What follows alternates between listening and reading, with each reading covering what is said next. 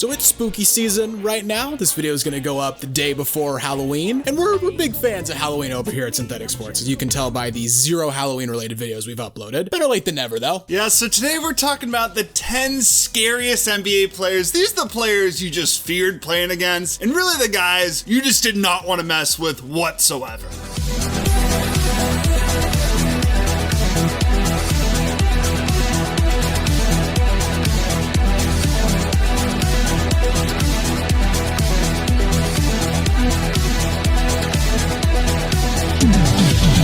Before we start talking about the scariest NBA players, if you haven't already, make sure you leave this video a like, give us a subscribe, and hit that notification bell so you never miss out on one of our videos.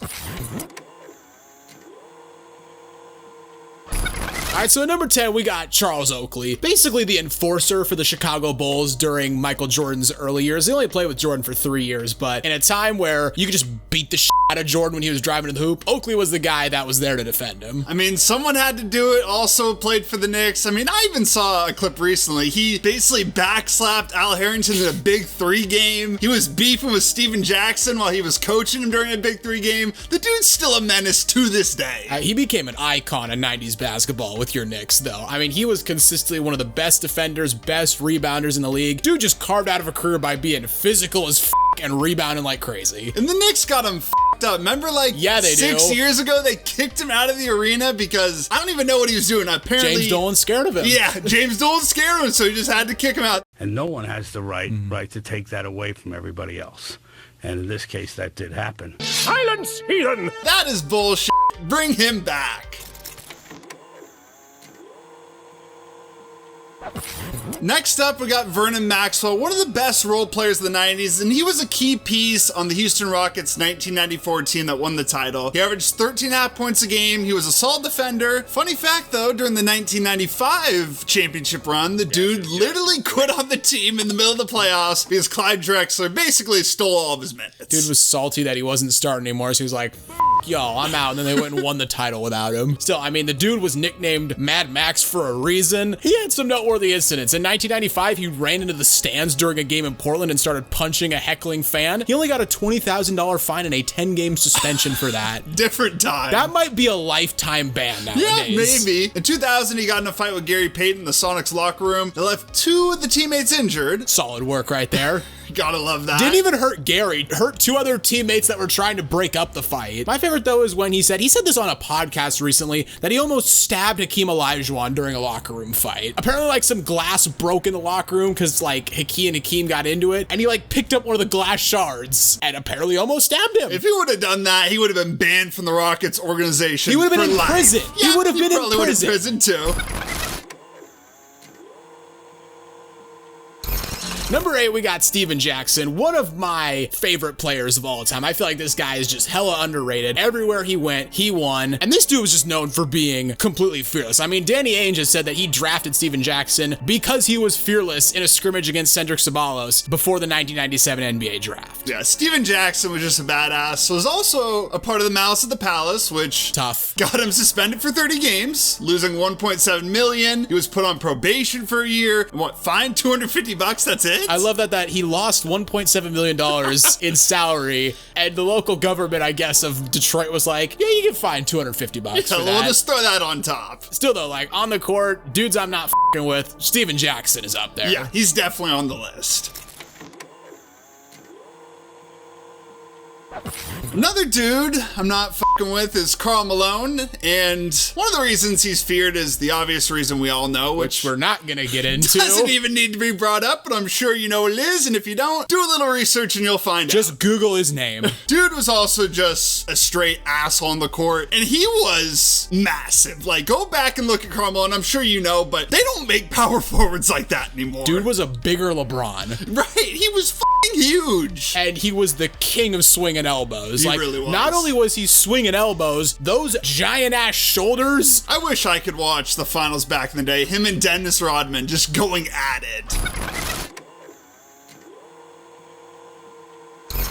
Number 6, we got Latrell Sprewell, one of the most volatile players, I think, in NBA history. Obviously, his most well-known incident is the time he attacked his head coach, PJ Carlesimo, during a Warriors practice. Carlesimo had yelled at Sprewell to make better passes, and Sprewell basically just told him to fuck off. Ended up choking his coach and threatening to kill him. Again, only another 10-game suspension. Yeah, that's it. Just 10 games for that. Nothing too big. And it is worth noting that after some public pressure, the Warriors tried to void the remainder of his contract. That got overturned in arbitration, but the NBA still just suspended him for 68 games. Which is probably deserved. Then again, if I had to listen to PJ Carlesimo's raspy-ass voice throughout a Warrior practice, yeah. If I have to listen to that voice yelling at me to make better passes, I don't know. This isn't the only fight he got in. He got in a fight with Jerome Kersey in 1995, Blazers legend Jerome Kersey. He left practice only to return with a 2x4 and threatened to come back with a gun. Imagine that if you're just like a neutral teammate or a coach. Like these guys get into a fight at practice, one of them leaves and comes back with a 2x4. Like, where's Jerome? I'm gonna beat his ass. It's like, I'm just trying to make the team, man. Like,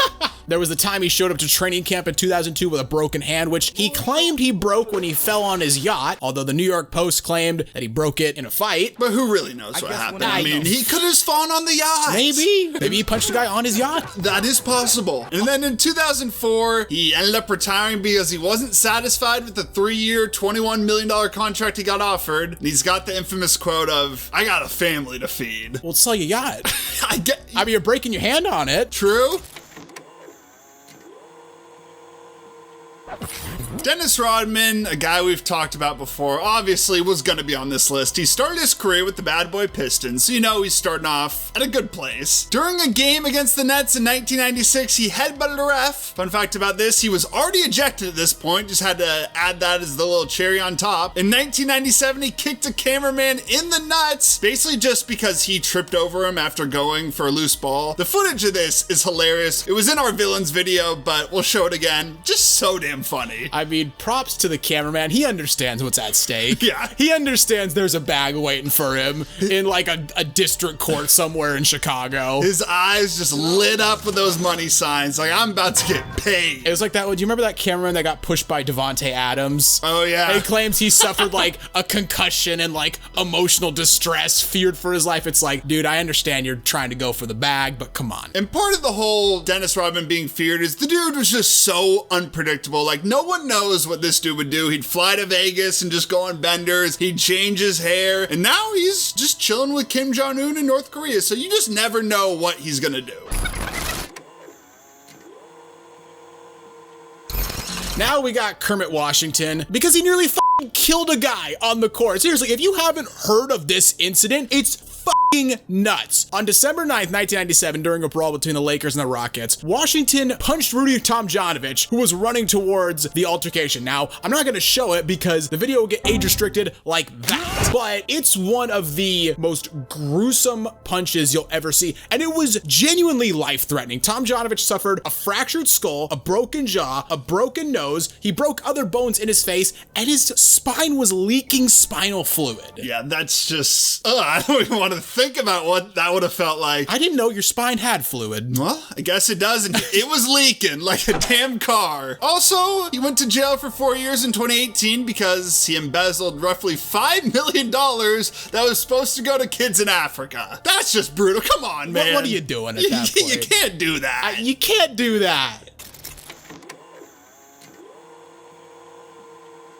Ron Artest, another guy that's just completely unpredictable on the basketball court. He's maybe most well-known, I guess, for the Malice at the Palace, which he was suspended for the entire season, 86 games, if you count both the regular season and the postseason. But besides the Malice at the Palace, he was known for just being completely rough, intimidating, and unpredictable. One day it's like, oh, Ron Artest changed his name. Oh, what to? Meta World Peace. What? Right, okay, yeah, sure. Some notable Ron Artest instance, though, obviously there was the Malice at the Palace, but in the 2009 playoffs, was getting in Kobe's grill like crazy, which is hilarious because the next year they were teammates. And I just love the look on Kobe's face when Artest is getting in his face. He's just like, someone get this fucking idiot off me. Like, he's so over it. Well, I'm pretty sure Kobe actually said kind of like that moment in playoff series what led him to reaching out to Artest to bring him to the team, so gained a little bit of respect there. And then you had the infamous time when he elbowed James Harden for just no reason. Just cause. He just felt like he it. was in his, like, bubble, I guess? Sure. And he fucking winds it up, too. Maddening. I don't get it.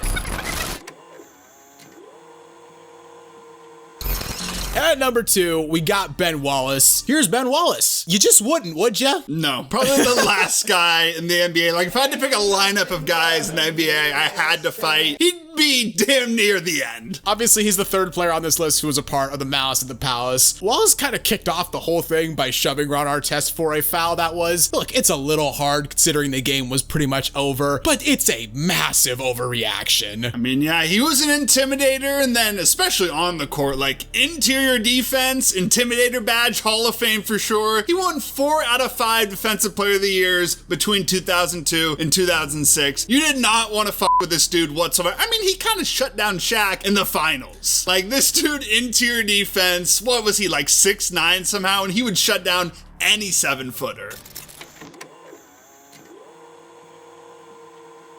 At the top spot, same with our villains video, it's gotta be Kevin Garnett. Just the most intimidating player in NBA history. We'll go over some of the stories again. He called Charlie Villanueva a cancer patient for a disease that left him hairless. Jesus Christ. This one, I know a few people in our comment section last time, it's a little bit disputed, but the rumor is he told Tim Duncan, "Happy Mother's Day, motherfucker," during the 1999 playoffs when Tim Duncan was shooting a free throw. And the story about that is Duncan's mother passed away from breast cancer before he was 14. Fucking brutal, but my personal favorite KG story is from his first run-in with Joakim Noah. So the story goes, during Joakim Noah's first game against Garnett, he went up to KG to tell him how much he meant to him, how big a fan he was of him, and Garnett told him, "Fuck you."